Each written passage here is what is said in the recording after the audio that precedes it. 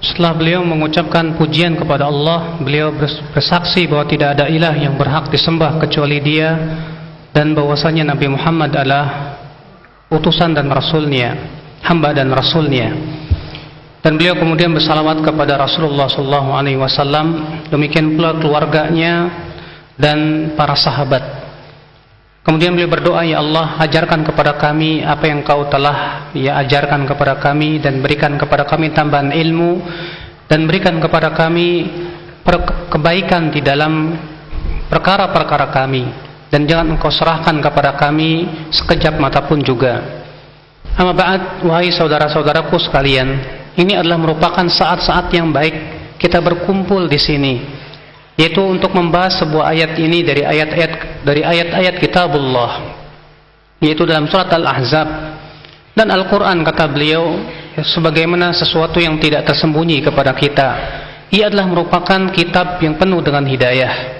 Sebagaimana Allah berfirman, inna hadzal Qur'an, sesungguhnya Al-Quran ini yahdi lillati aqwam, memberikan hidayah kepada yang lebih tertunjuki.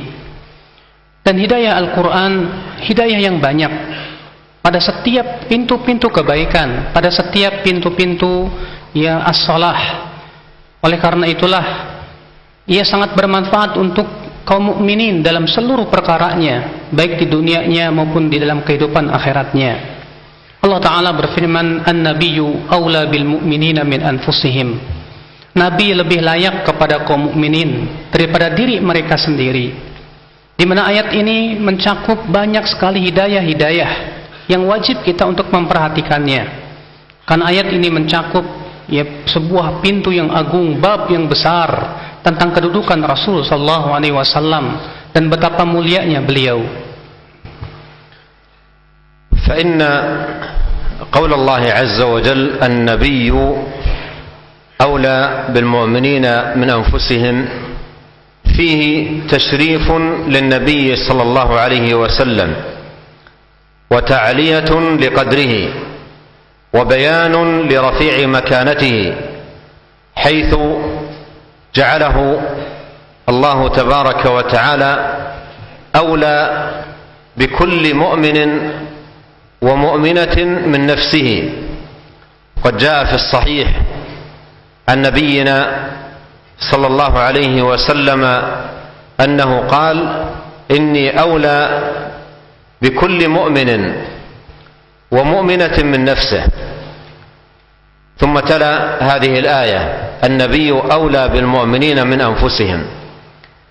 وهذه الأولوية التي شرف الله سبحانه وتعالى بها نبيه المصطفى ورسوله المجتبى صلى الله عليه وسلم تتضمن أنواعا من الهدايات في بيان مقام النبي صلى الله عليه وسلم الرفيع ومكانته العلية صلوات الله وسلامه وبركاته عليه. Karena sesungguhnya firman Allah Subhanahu wa taala, an-nabiyyu aula bil mu'minina min anfusihim. Nabi lebih layak kepada kaum mukminin dari diri mereka sendiri. Menunjukkan bahwa ayat ini, yaitu Allah Subhanahu wa taala mengangkat derajat beliau, memuliakan beliau dalam kedudukannya, di mana Allah Subhanahu wa taala menjadikan Nabi sallallahu alaihi wasallam lebih layak untuk diri mereka sendiri. Di mana Allah Subhanahu wa taala menjadikan Nabi sallallahu alaihi wasallam lebih layak untuk kaum mukminin daripada diri mereka sendiri. Artinya kaum mukminin wajib untuk mendahulukan Nabi daripada dirinya sendiri. Sebagaimana disebutkan dalam As-Sahih bahwa Rasulullah sallallahu alaihi wasallam bersabda, sesungguhnya aku lebih layak untuk didahulukan oleh seorang mukmin dan mukminah dari dirinya sendiri. Kemudian beliau pun membacakan ayat tersebut, di mana ketinggian yang Allah Subhanahu wa taala muliakan Nabi sallallahu alaihi wasallam ini mencakup berbagai macam hidayah yang menyebutkan tentang penjelasan kedudukan Nabi sallallahu alaihi wasallam yang mulia dan kedudukan beliau yang tinggi. فمما تضمنته هذه الآية من هدايات أن النبي الكريم عليه الصلاة والسلام أحرص على كل مؤمن من نفسه، وأنصح لكل مؤمن من نفسه، وأشفق على كل مؤمن من نفسه، فهو عليه الصلاة والسلام أولى بكل مؤمن من نفسه، ففي ذلك عظيم حرصه وكمال شفقته وتمام نصحه صلى الله عليه وسلم. وقد قال الله تعالى: لقد جاءكم رسول من أنفسكم عزيز عليه ما عنتم حريص عليكم بالمؤمنين رؤوف رحيم. Di antara hidayah yang terkandung dalam ayat ini bahwa Nabi Shallallahu Alaihi Wasallam lebih semangat terhadap kaum mukminin dari dirinya sendiri, lebih sayang terhadap kepada setiap mukmin daripada dirinya sendiri. Maka Shallallahu Alaihi Wasallam lebih layak untuk setiap mukmin daripada sendirinya sendiri. Sebagaimana ini merupakan menunjukkan akan kesempurnaan nasihat beliau. Sebagaimana juga Allah Ta'ala berfirman, laqad ja'akum rasulun min anfusikum, sungguh telah datang kepada kalian seorang rasul dari diri kalian, azizun alaihi ma anittum, merasa berat terhadap apa yang menimpa kalian, harisun alaikum, begitu sangat semangat memberikan hidayah kepada kalian, bil mu'minina raufur rahim, dan sangat sayang dan lembut kepada kaum mukminin. Wa mimma تضمنته هذه الأولوية أن النبي صلى الله عليه وسلم نصح لأمته تمام النصح، فما ترك خيرا إلا دل الأمة عليه، ولا شرا إلا حذرها منه، فأخذ عليه الصلاة والسلام بأسباب النصح كلها ووسائل الهداية جميعها، فكان شفيقا على أمته، حريصا على نجاتها وإنقاذها من النار. وضرب عليه الصلاة والسلام في هذا الباب مثلا بديعا يبين كمال بيانه وتمام هدايته صلى الله عليه وسلم لأمته. يقول صلى الله عليه وسلم: إن مثلي ومثلكم كمثل رجل استوقد نارا فأخذت الفراش والدواب تتساقط فيها، وأنا آخذ بحجزكم وأنتم تقحمون فيها. فالنبي صلى الله عليه وسلم آخذ بحجز الناس نصحا وبيانا وتحذيرا من أن يدخلوا النار، ويأبى أكثر الناس إلا أن تكون حاله أحقر من حال الفراش. أليس نرى الفراش عندما توقد النار كيف يتساقط فيها؟ فإن كثيرا من الناس تصبح حاله كحال أسوأ من حال الفراش الذي يتساقط في النار. فإن النبي عليه الصلاة والسلام حذر وأنذر وبين ونصح، ويأبى أكثر الناس إلا عصيانا ونفورا وإعراضا عما جاء به صلوات الله وسلامه وبركاته عليه. ولهذا قال في الحديث الآخر: كل أمتي يدخلون الجنة إلا من أبى. قالوا: ومن يأبى يا رسول الله؟ أي من الذي يقال له ادخل الجنة ويقول لا أريد؟ قالوا: ومن يأبى يا رسول الله؟ قال: من أطاعني دخل الجنة ومن عصاني فقد أبى. Kemudian di antara hidayah yang terkandung dalam ayat ini, bahwa Nabi Sallallahu Alaihi Wasallam telah menasihati umatnya. Segala kebaikan telah ditunjukkan oleh beliau, segala keburukan telah beliau peringatkan darinya. Semua wasilah hidayah telah beliau jelaskan kepada kita semuanya. Karena saking sayangnya beliau, saking semangatnya beliau untuk keselamatan umatnya, bahkan Nabi SAW memberikan sebuah perumpamaan yang indah, yang menjelaskan tentang kesempurnaan hidayah beliau kepada umatnya. Beliau bersabda, sesungguhnya perumpamaanku dan perumpamaan umatku itu seperti seorang laki-laki yang menyalakan api. Lalu kemudian laron-laron dan binatang-binatang kecil itu pun dia ingin jatuh ke dalam api tersebut. Sementara aku, kata Rasulullah, berusaha untuk memegang ikat pinggang kalian agar tidak jatuh kepadanya, tapi kalian malah nekat untuk masuk ke dalamnya.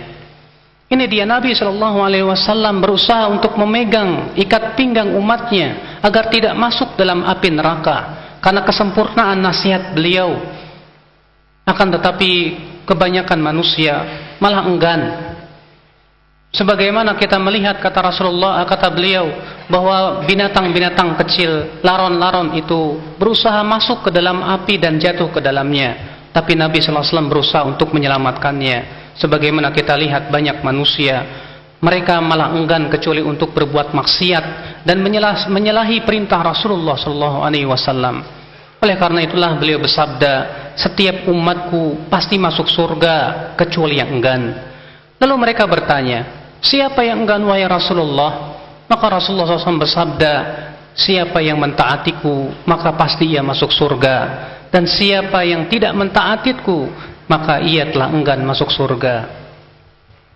ومما يدخل تحت هذه الأولوية التي دل عليها قول الله تعالى النبي أولى بالمؤمنين من أنفسهم وجوب تقديم محبة النبي الكريم صلى الله عليه وسلم على محبة النفس ومحبة الوالد ومحبة الولد ومحبة الناس أجمعين.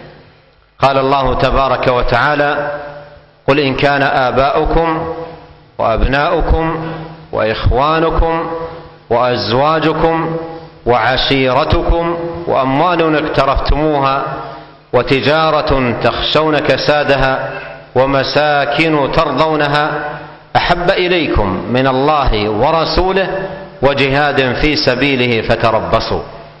وجاء في صحيح البخاري عن عمر بن الخطاب رضي الله عنه قال قلت يا رسول الله والله لأنت أحب إلي من كل شيء إلا من نفسي.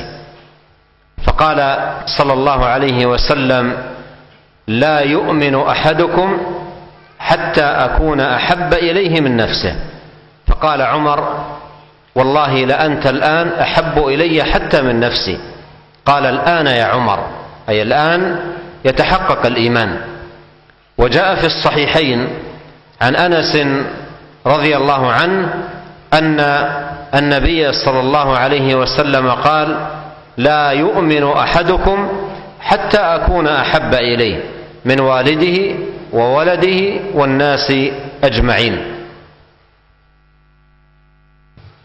Dan di antara perkara yang masuk dalam ayat ini, itu wajib mendahulukan cinta Nabi SAW daripada mencintai diri, mencintai orang tua, mencintai anak, demikian pula seluruh manusia. Allah Ta'ala berfirman, Qul in kana aba'ukum, katakan jika bapak-bapak kalian, wa abna'ukum dan anak-anak kalian, wa ikhwanukum dan teman-teman kalian, wa azwajukum dan istri-istri kalian, wa azwajukum dan istri-istri kalian, demikian pula wa tijaratun takhshawna kasadaha, dan perniagaan yang kalian takutkan yaitu kerugiannya, demikian pula rumah yang kalian tinggal yang kalian tinggal padanya, semua itu lebih kalian cintai daripada Allah dan Rasulnya dan berjihad di jalannya. Fatarabbasu, maka tungguhlah kalian hatta ya'ti Allah bi amrih, sampai Allah datang membawa perintahnya, yaitu azabnya. Dan dalam Sahih Al-Bukhari dari hadis Umar bin Khattab radhiyallahu anhu, bahwasanya Umar berkata, demi Allah, engkau lebih aku cintai dari segala sesuatu kecuali dari diriku, wahai Rasulullah. Maka Rasulullah SAW bersabda, tidak beriman seseorang sampai aku lebih ia cintai daripada segala-galanya, sampai dari dirinya sendiri. Lalu Umar berkata, sekarang hai Rasulullah, engkau lebih aku cintai daripada diriku sendiri. Kata Rasulullah, sekarang hai Umar, maksudnya sekarang sempurna imanmu hai Umar. Dan dari hadis Anas bahwasanya Rasulullah SAW bersabda, tidak beriman, la yu'minu ahadukum hatta akuna ahabba ilaihi, tidak beriman salah seorang dari kalian sampai aku lebih ia cintai daripada anaknya, orang tuanya dan daripada seluruh manusia. ومما يدخل تحت هذه الأولوية وجوب اتباع الرسول صلى الله عليه وسلم ولزوم نهجه صلوات الله وسلامه عليه، وأن تقدم طاعته وأوامره على طاعة النفس وأهوائها ورغباتها، فلا يكون محققا الإيمان بهذه الأولوية وهذه الأحقية للرسول الكريم عليه الصلاة والسلام من لا يكون مطيعا للرسول متبعا لما جاء به الرسول صلى الله عليه وسلم. ولهذا فإن أمارة الإيمان بهذه الأولوية وأمارة صدق المحبة للرسول الكريم عليه الصلاة والسلام أن يكون العبد متبعا للنبي صلى الله عليه وسلم، كما قال الله تعالى: قل إن كنتم تحبون الله فاتبعوني يحببكم الله ويغفر لكم ذنوبكم والله غفور رحيم. قال الإمام ابن كثير رحمه الله تعالى عند تفسيره لهذه الآية قال: هذه الآية حاكمة على كل من ادعى محبة الله دون اتباع للنهج النبوي والسبيل المحمدي بأن دعواه كاذبة. ونقل عن الحسن البصري أنه قال: زعم قوم أنهم يحبون الله حبا شديدا فأنزل الله قوله: قل إن كنتم تحبون الله فاتبعوني يحببكم الله. فهذه الآية يسميها أهل العلم آية المحنة، أي من ادعى محبة الله ومحبة رسوله فليمتحن نفسه في ضوء هذه الآية الكريمة، هل هو متبع للرسول عليه الصلاة والسلام أو غير متبع للرسول عليه الصلاة والسلام. فإذا كان متبعا للرسول صلى الله عليه وسلم فهذه علامة بينة وأمارة واضحة على صدق محبته. وأما إذا كان غير متبع للرسول الكريم صلى الله عليه وسلم فهذه أمارة على ضعف هذه المحبة أو عدمها بحسب حال المرء في هذا الباب. Kemudian di antara yang masuk dalam ayat ini juga yaitu wajibnya mengikuti Rasul sallallahu alaihi wasallam dan berpegang kepada sunnahnya, dan bahwasanya ketaatan kepada Rasul lebih didahulukan daripada seluruh manusia. Di mana kata beliau, hal ini tidak akan mungkin terjadi bila seseorang, ya artinya seseorang yang tidak mentaati Rasul sallallahu alaihi wasallam, berarti ia belum merealisasikan daripada apa yang disebutkan dalam ayat tersebut. Di antara tanda-tanda keimanan, bahkan di antara tanda-tanda kejujuran cinta, itu seorang hamba betul-betul mengikuti Nabi sallallahu alaihi wasallam. Allah Ta'ala berfirman, "Qul in kuntum tuhibbunallah." Katakan, jika kalian memang mencintai Allah, fattabi'uni, maka ikutilah aku. Yuhibbukumullah wa yaghfir lakum dzunubakum. Niscaya Allah akan mencintai kalian dan mengampuni dosa-dosa kalian. Di sini kata beliau bahwa orang yang menyatakan, berkata Al-Imam Ibnu Katsir rahimahullah ketika menafsirkan ayat ini, beliau mengatakan ayat ini sebagai hakim atas setiap orang yang mengatakan atau mengaku-ngaku bahwa ia mencintai Allah tapi ia tidak mengikuti Nabi sallallahu alaihi wasallam, maka pengakuannya itu adalah dusta. Al-Hasan Al-Basri berkata, suatu kaum mengklaim bahwasanya ia sangat mencintai Allah subhanahu wa ta'ala, maka Allah pun turunkan ayat ini. Maka ayat ini menurut para ulama disebut dengan ayat ujian. Artinya ujian buat orang yang mengaku bahwa dia mencintai Allah Subhanahu wa taala. Maka hendaklah ia mengikuti Nabi sallallahu alaihi wasallam. Sebab apabila ia betul-betul mengikuti Rasul sallallahu alaihi wasallam, maka itu tanda akan kejujuran iman dia. Itu menunjukkan kejujuran bahwasanya ia betul-betul beriman kepada Nabi sallallahu alaihi wasallam. ومما يدخل تحت هذه الأولوية ما دل عليه الحديث الذي رواه الإمام أحمد في مسنده وغيره أن النبي صلى الله عليه وسلم قال إنما أنا لكم بمنزلة الوالد أعلمكم. فهذه الأولوية للرسول الكريم صلى الله عليه وسلم على كل مؤمن ومؤمنة من نفسه من المعاني التي تفيدها وتدل عليها أن النبي صلى الله عليه وسلم للأمة كلها بمنزلة الوالد. وقد جاء في قراءة شاذة لهذه الآية التي نحن بصدد الكلام على معناها قال النبي أولى بالمؤمنين من أنفسهم وأزواجه أمهاتهم وهو أب لهم. وهذه الأبوة أبوة دينية، وهي لا تتنافى مع ما دل عليه قول الله تبارك وتعالى في سورة الأحزاب ما كان محمد أبا أحد من رجالكم ولكن رسول الله. فالأبوة المنفية في سورة الأحزاب أبوة النسب، ما كان محمد أبا أحد من رجالكم. أما الأبوة المثبتة في قوله وهو أب لهم وهي قراءة شاذة، وفي قوله إنما أنا لكم بمنزلة الوالد، فهذه أبوة دينية.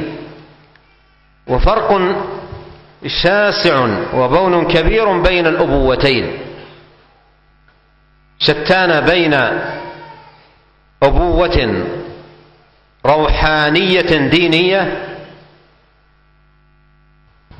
وأبوة جثمانية بدنية، شتان بين هاتين الأبوتين وما تستوجبه كل منهما. فالنبي صلى الله عليه وسلم أب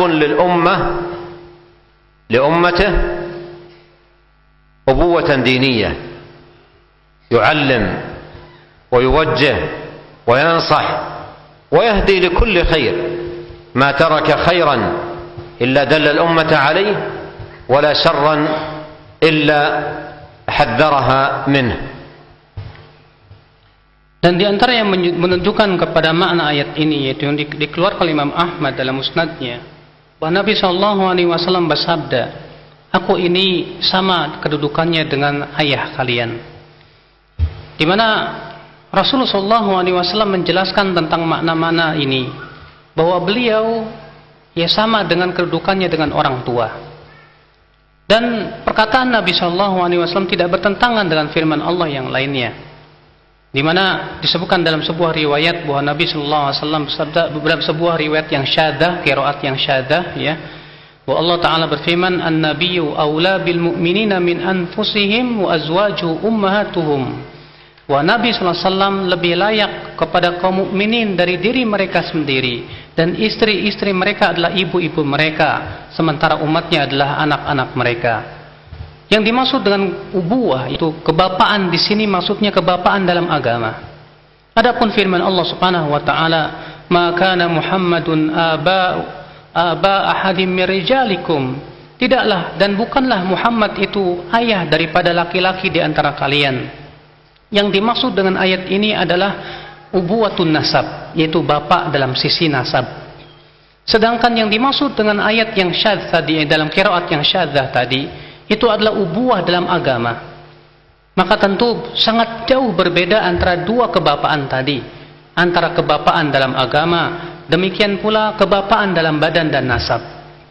Maka Nabi SAW adalah bapa untuk umatnya. Artinya ubuwah diniyah, itu bapa dalam agama. Beliau mengajarkan kepada kita tentang ilmu. Beliau memberikan bimbingan, memberikan hidayah. Tidak ada satupun kebaikan kecuali telah beliau jelaskan kepada umatnya. Dan tidak ada satupun keburukan kecuali telah beliau peringatkan kepada umatnya.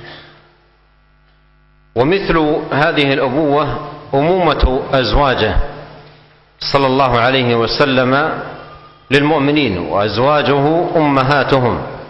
فهذه الأمومة أمومة دينية وليست أمومة نسب. ولهذا قال الله سبحانه وتعالى: وإذا سألتموهن متاعا فاسألوهن من وراء حجاب. فهي أمومة دينية تقتضي الحرمة والاحترام والتوقير ومعرفة المكانة والمنزلة، ولا تقتضي المحرمية. ولهذا قال: إذا سألتموهن متاعا فاسألوهن من وراء حجاب. Dan yang sama dengannya juga yaitu umumatu azwaji, keibuan daripada istri-istri Nabi SAW. Di mana istri-istri Nabi SAW adalah ibu untuk kaum mukminin, artinya ibu dalam agama, bukan ibu secara nasab.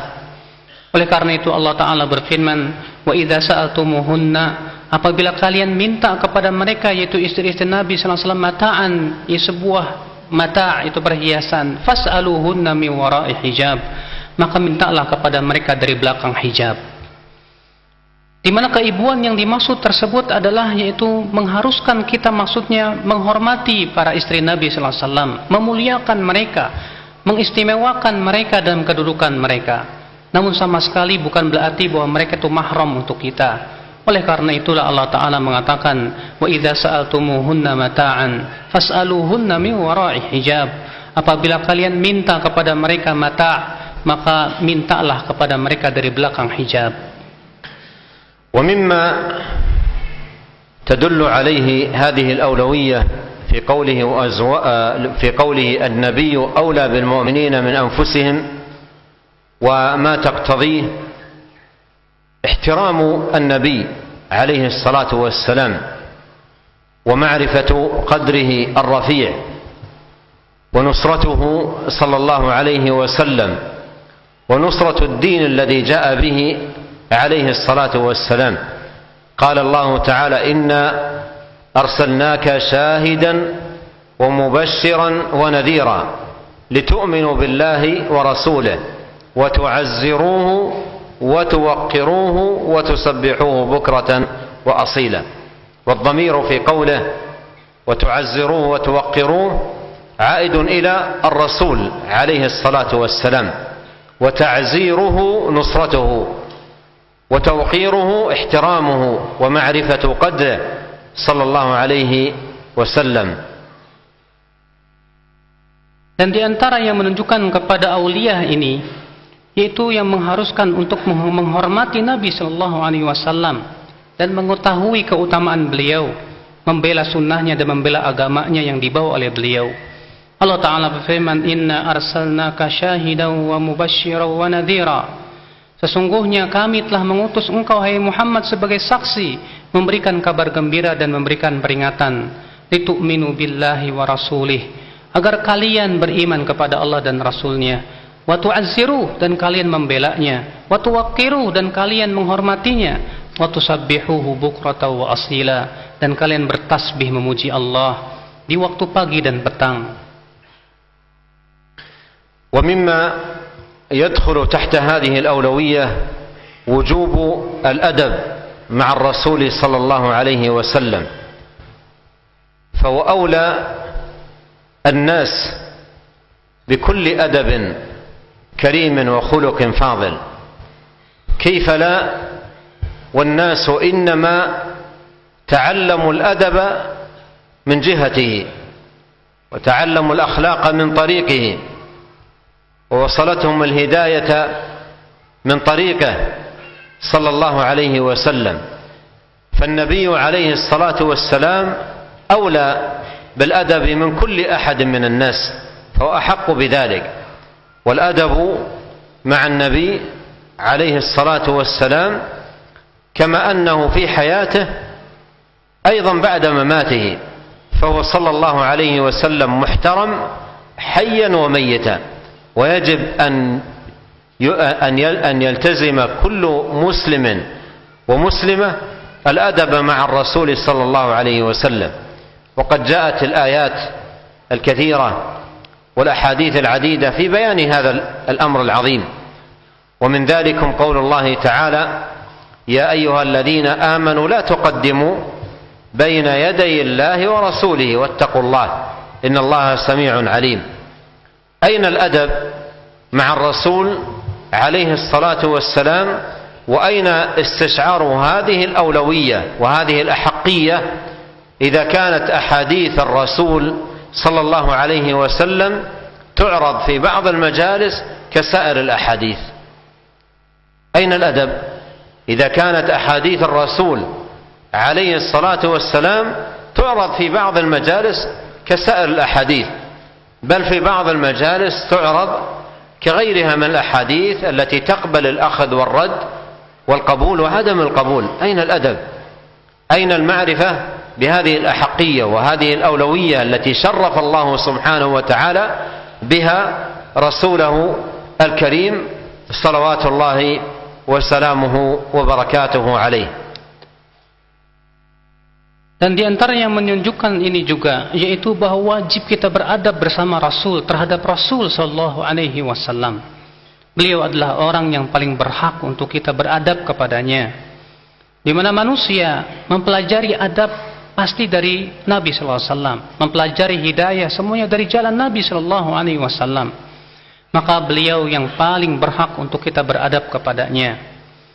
Dan kita beradab kepada Nabi sallallahu alaihi wasallam bukan hanya ketika beliau sedang hidup, tapi juga setelah Rasulullah SAW telah meninggal dunia.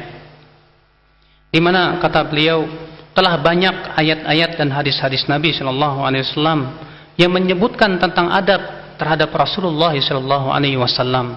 Di antaranya Allah Taala berfirman, "Ya ayyuhalladzina amanu," hai orang-orang yang beriman, "la tuqaddimu baina yadayillahi wa rasulih." Janganlah kalian mendahului Allah dan Rasulnya. Maka di manakah adab terhadap Rasul sallallahu alaihi wasallam?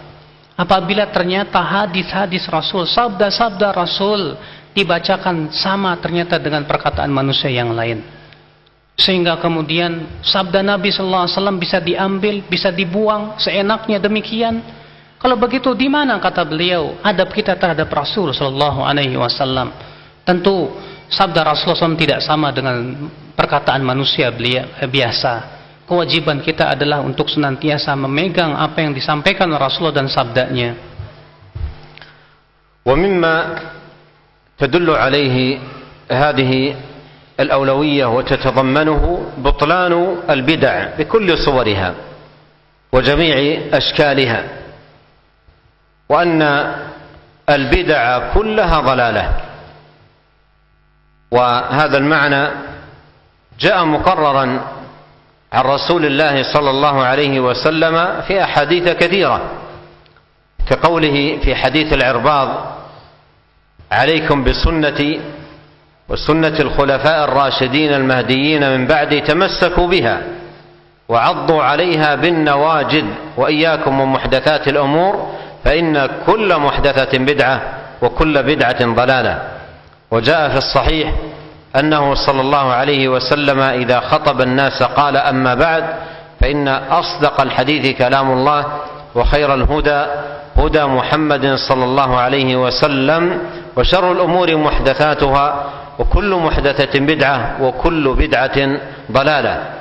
وجاء عنه صلى الله عليه وسلم أنه قال: من عمل عملا ليس عليه أمرنا فهو رد، أي مردود على صاحبه غير مقبول منه. وأين أهل البدع والأهواء من قول ربنا تبارك وتعالى: النبي أولى بالمؤمنين من أنفسهم؟ فلو كانت هذه البدع التي يمارسونها حقا وهدى لما تركها هذا النبي الكريم عليه الصلاة والسلام ولما أغفل بيانها لأمته، وهو أولى بكل مؤمن ومؤمنة من نفسه، وأنصح لكل مؤمن ومؤمنة من نفسه. فعدم بيان النبي صلى الله عليه وسلم لها وعدم إتيانها عنه صلوات الله وسلامه عليه دليل على بطلانها، لأنها لو كانت حقا لدعا النبي صلى الله عليه وسلم أمته إليها ولرغبهم فيها ولحثهم على فعلها صلى الله عليه وسلم. والله تبارك وتعالى يقول: اليوم أكملت لكم دينكم وأتممت عليكم نعمتي ورضيت لكم الإسلام دينا. ولهذا يقول الإمام مالك رحمه الله تعالى: من قال في الدين بدعة حسنة فقد زعم أن محمدا صلى الله عليه وسلم خان الرسالة، لأن الله يقول: اليوم أكملت لكم دينكم وأتممت عليكم نعمتي ورضيت لكم الإسلام دينا. فما لم يكن دينا زمن محمد صلى الله عليه وسلم وأصحابه فلن يكون دينا إلى قيام الساعة. Dan di antara yang ditunjukkan oleh makna ayat tersebut yaitu yaitu meninggalkan semua permasalahan yang disebut dengan bid'ah, semua gambaran-gambaran, semua bentuk-bentuknya, dan bahwasanya bid'ah itu semuanya sesat.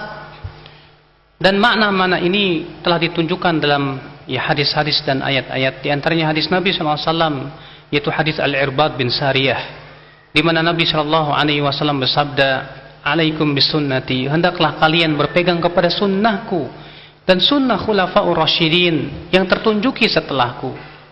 Berpeganglah ia, ya kuat-kuat, dan gigitlah ia dengan gigi geraham." Dan disebutkan dalam As-Sahih juga bahwa Nabi SAW apabila berkhutbah beliau berucap: "Amma ba'd, fa inna asdaqal hadis kitabullah." Sesungguhnya perkataan yang paling jujur adalah perkataan yang paling benar adalah kitabullah, dan sebaik-baiknya petunjuk adalah petunjuk Rasulullah, dan seburuk-buruknya perkara adalah yang diada-adakan, dan setiap yang diada-adakan itu adalah bid'ah, dan setiap bid'ah itu adalah sesat. Dan disebutkan pula dalam hadis bahwa Nabi SAW bersabda: "Man amila amalan laisa alaihi amruna fahuwa raddun." Barang siapa yang mengamalkan suatu amalan yang tidak ada di atasnya perintah kami, maka ia tertolak. Maka di mana ahli bid'ah itu dari firman Allah Ta'ala ini, "An-nabiyyu aula bil mu'minina min anfusihim"? Di mana mereka daripada ayat ini bahwa Nabi SAW lebih berhak untuk kaum mukminin dari diri mereka sendiri? Kalaulah kebid'ahan itu perkara yang benar, tentu Nabi SAW tidak akan diam. Tentu Nabi SAW akan menjelaskan dengan perkataan dan perbuatannya. Maka ketika seseorang memperhatikan adab Nabi SAW dan berusaha untuk mengikuti Rasul SAW, maka ia telah mengikuti Rasul. Dan kalaulah ia itu perkara yang bid'ah itu adalah perkara yang hak, tentu Nabi SAW tidak akan membiarkannya. Tentu Nabi SAW akan memerintahkan dan menjelaskannya. Oleh karena itulah Allah Ta'ala berfirman: "Al-yawma akmaltu lakum dinakum wa atmamtu alaikum ni'mati." Pada hari ini aku telah sempurnakan untuk kalian agama kalian, dan telah aku sempurnakan kepada kalian nikmatku kepada kalian. Imam Malik berkata, barang siapa yang berbuat bid'ah satu saja yang ia anggap itu sebuah kebaikan, maka sungguh ia telah menuduh Nabi Muhammad SAW mengkhianati risalah. Karena Allah Ta'ala berfirman: "Al-yawma akmaltu lakum dinakum." Pada hari ini aku telah menyempurnakan untuk kalian agama kalian. Maka sesuatu yang pada hari itu bukan dari agama, bukan termasuk agama, maka pada hari ini pun tidak termasuk agama. ومما تتضمنه هذه الأولوية أهمية العناية بدراسة سيرته العطرة وشمائله المباركة وخصاله الشريفة الرفيعة صلوات الله وسلامه عليه. فإذا كان أولى بك من نفسك فحقيق بك أن تعنى بقراءة سيرته والاطلاع على شمائله. وكما لا يخفى فإن النفوس شغوفة بمطالعة سير وأخبار ذوي الشأن العظيم والمكانة الرفيعة وذوي المناقب والخصال العالية، وليس في الناس أعلى في المناقب والخصال والخلال الرفيعة العلية من الرسول الكريم صلوات الله وسلامه عليه. وهذه المطالعة لسيرته والوقوف على شمائله تفتح بابا مباركا للعبد لحسن الاهتداء بهديه والائتساء بسيرته صلى الله عليه وسلم وجعله أسوة، كما قال الله تبارك وتعالى: لقد كان لكم في رسول الله أسوة حسنة لمن كان يرجو الله واليوم الآخر وذكر الله كثيرا. Kemudian di antara yang terkandung dalam ayat ini juga, ya pentingnya mempelajari tentang perjalanan hidup Nabi Shallallahu Alaihi Wasallam yang sangat mulia. Apabila Nabi Shallallahu Alaihi Wasallam lebih berhak terhadapmu dari dirimu, tentu kamu harusnya lebih semangat lagi untuk membaca tentang perjalanan hidup Nabi Shallallahu Alaihi Wasallam. Karena perangai-perangai baik itu telah ada pada diri Rasulullah SAW. Tidak ada yang lebih tinggi perangainya, akhlaknya dan yang lainnya dari Rasulullah Sallallahu Alaihi Wasallam. Ketika Anda berusaha mempelajarinya dan memperdalamnya, itu menunjukkan betapa Anda sangat mengambil hidayah darinya dan berusaha untuk mengikuti Rasulullah SAW dan menjadikan Rasul sebagai uswah hasanah, sebagai suri tauladan yang baik untuk Anda. Sebagaimana Allah Ta'ala berfirman, laqad kana lakum fi rasulillahi uswatun hasanah. Sungguh telah ada pada diri kalian, sungguh telah ada pada diri Rasulullah SAW untuk kalian, yaitu uswatun hasanah, yaitu suri tauladan yang baik. Untuk siapa? Untuk orang yang mengharapkan kehidupan, untuk orang yang banyak berzikir kepada Allah dan mengharapkan Allah dan kehidupan akhirat.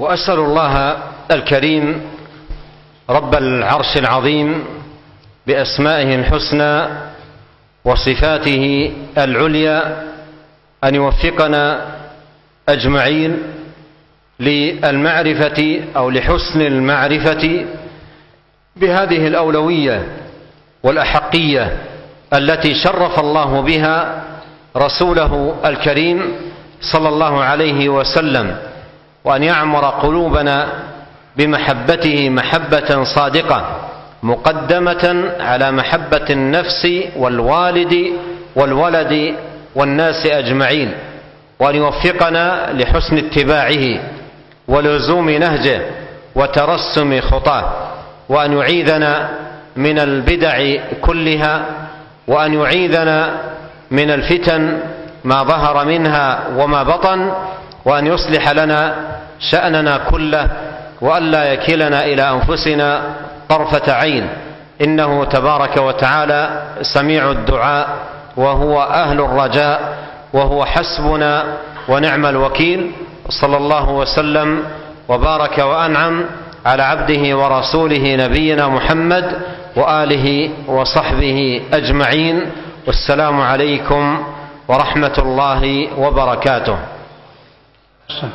Lalu beliau memohon kepada Allah agar Allah Subhanahu wa taala memberikan kepada kita kekuatan untuk senantiasa mengenal tentang makna-makna an-nabi aula bil mu'minina min anfusihim ini, dan bahwasanya Nabi SAW lebih berhak untuk diri kita terhadap diri kita sendiri, dan agar Allah memenuhi hati kita dengan cinta kepada beliau, dan agar kita lebih mendahulukan cinta beliau daripada seluruh manusia, dan agar Allah memberikan kepada kita kekuatan untuk senantiasa mengikuti sunnah Rasul dan melindungi kita dari berbagai macam bid'ah dan fitnah, dan agar Allah Subhanahu wa taala memperbaiki seluruh urusan kita, dan dialah Allah Subhanahu wa taala tempat berharap kita.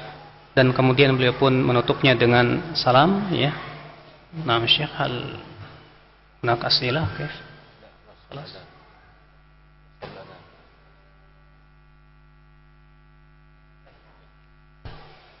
Taib, mudah-mudahan apa yang disampaikan oleh beliau bermanfaat, terutama memahami tentang ayat ini bahwa Nabi SAW lebih berhak untuk diikuti, lebih berhak untuk kita cintai, dan mudah-mudahan ini bisa kita aplikasikan dalam kehidupan kita, dalam amalan kita. Dan ini saja. Wassalamualaikum warahmatullahi wabarakatuh.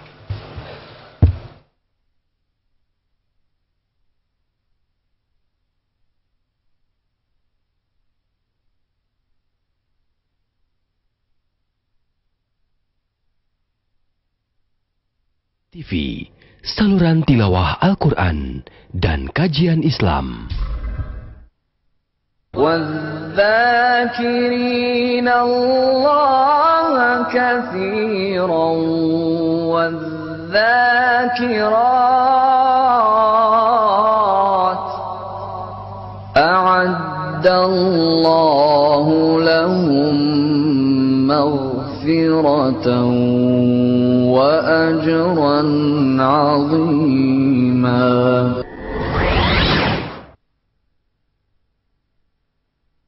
Ikhwatal Islam, kita simak dikumandangkannya azan bagi daerah Jakarta dan sekitarnya.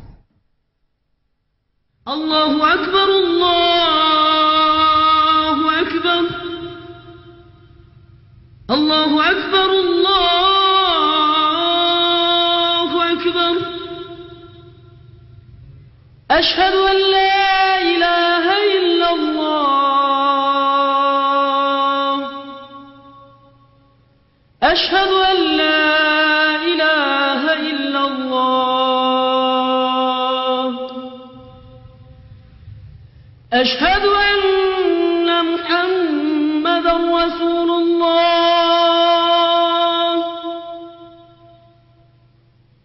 أشهد أن محمدا رسول الله. حي على الصلاة.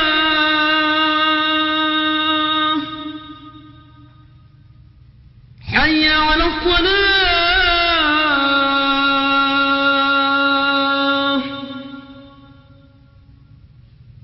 حي على الفلاح.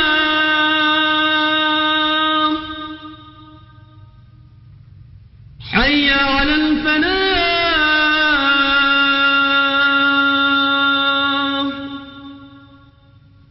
الله أكبر، الله أكبر. لا إله إلا الله.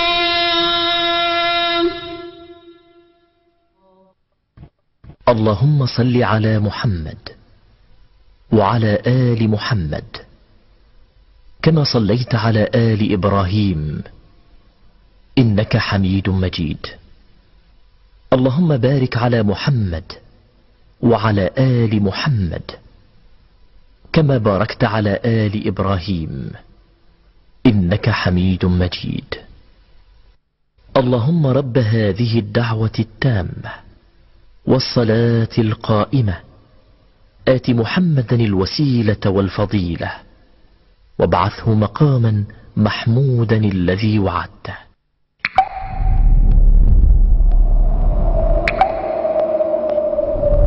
Mutiara Salam.